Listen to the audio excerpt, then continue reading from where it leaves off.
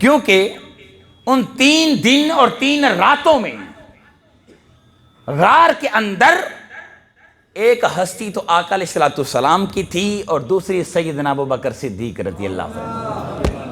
کوئی تیسرا بولیے نا نہیں تھا، نہ غار کے اندر اور نہ غار کے باہر۔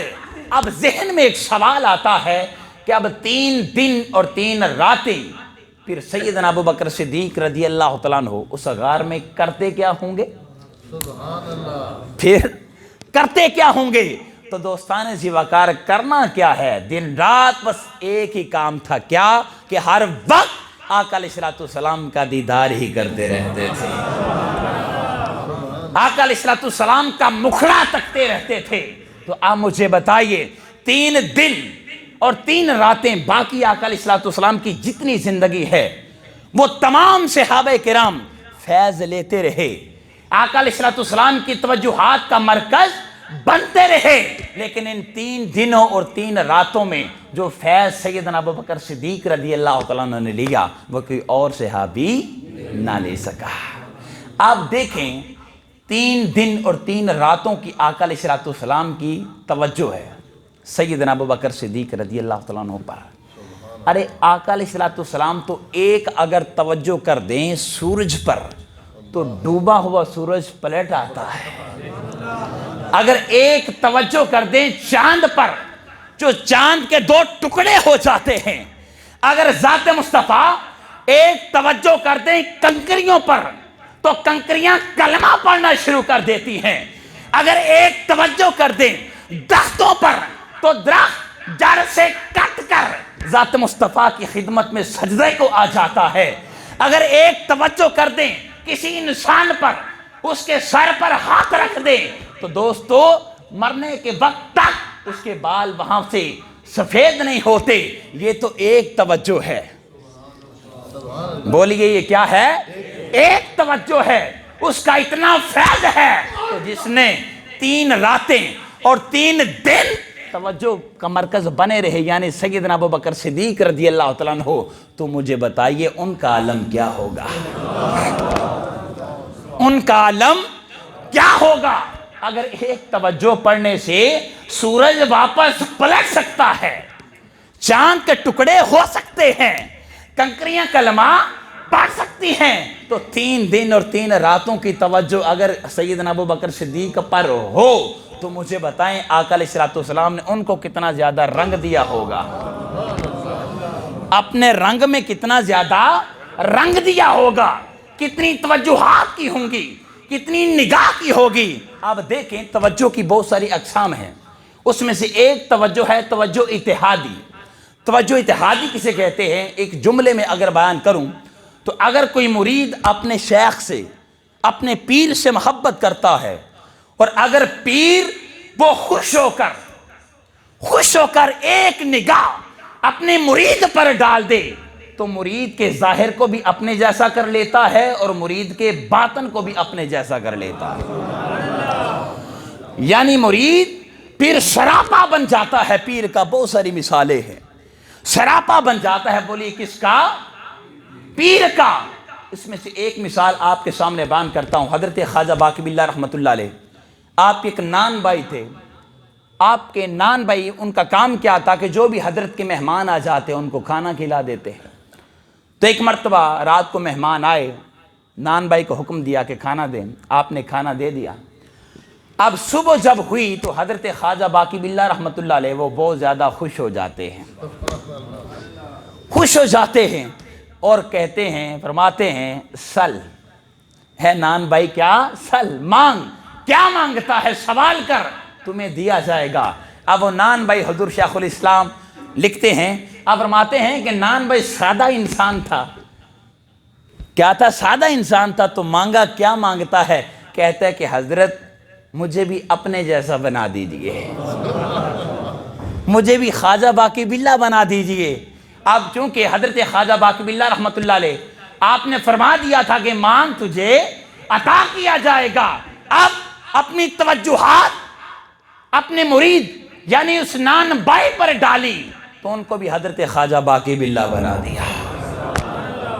اب جب باہر نکلے تو لوگ فرق نہیں کر سکتے تھے کہ حضرت خواجہ باقی باللہ کون ہیں اور نان بائی کون ہے۔ بس ایک فرق تھا، وہ کیا کہ حضرت خواجہ باقی باللہ رحمۃ اللہ علیہ وہ تو بالکل صحیح اور سلامت کھڑے تھے، لیکن وہ نان بائی وہ کانپ رہا تھا۔ وجہ یہ ہے کہ حضرت خواجہ باقی باللہ رحمۃ اللہ علیہ آپ کو جو مقام ملا، جو رتبہ ملا، وہ تو عبادات کے بدلے میں ملا، ریاضات کی، مجاہدات کیے، اس کے بدلے میں رب کائنات نے آپ کو اس منصب پر، ولایت کے منصب پر فائز کر دیا، اور وہ جو نان بائی تھا اس کو تو مفت میں مل گیا، تو وہ برداشت نہ کر پائے اور 3 دن فقط زندہ رہے، 3 دن کے بعد وہ انتقال کر گئے۔ تو اب دوستان زیوہ اگر پیر اپنی توجہات، اپنی نگاہیں اپنے مرید پر ڈال دے تو مرید کو بھی اپنے جیسا بنا دیتا ہے، مرید کا ظاہر، اس کی شکل و صورت بھی بدل جاتی ہے، اس کا رنگ ڈھنگ بھی بدل جاتا ہے، وہ سیم جیسے پیر ہوتا ہے ویسے ہی مرید بن جاتا ہے۔ اسی طرح ایک اور مثال، حضرت مولانا روم رحمۃ اللہ علیہ، ان کے نان بھائی تھے۔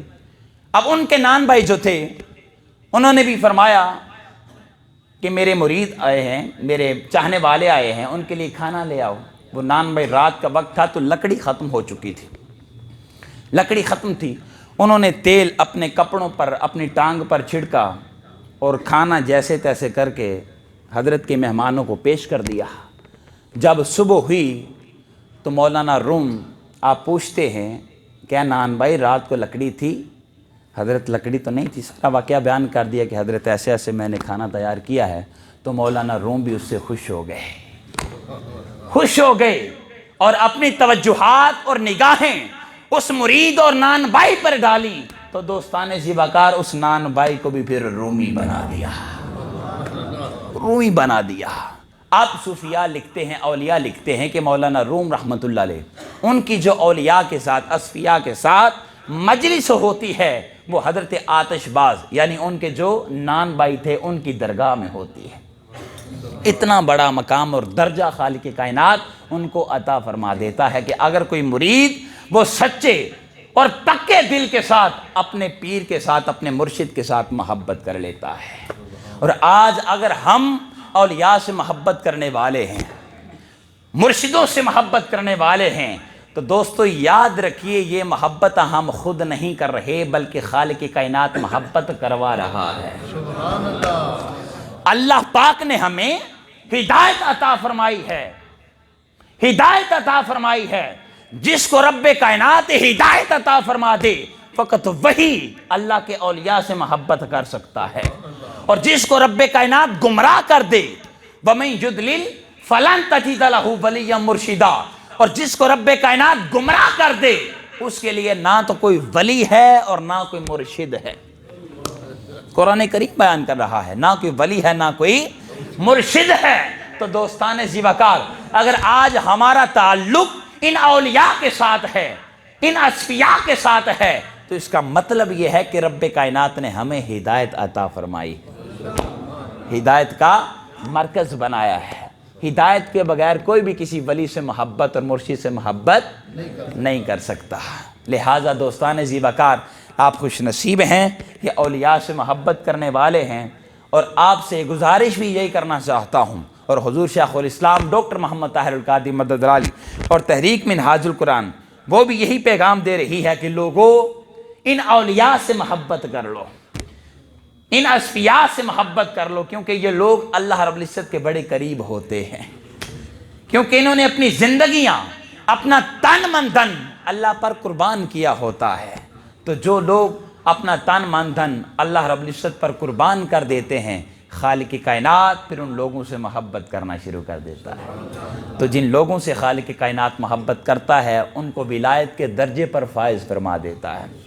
تو اگر ہم بھی چاہتے ہیں کہ ہماری دنیا بھی سنور جائے اور ہماری آخرت بھی سنور جائے، تو دوستان زیوہ ہمیں اپنا تعلق، اپنی نسبت، اپنا رشتہ ان اولیاء کے ساتھ اور زیادہ مضبوط کرنا ہوگا۔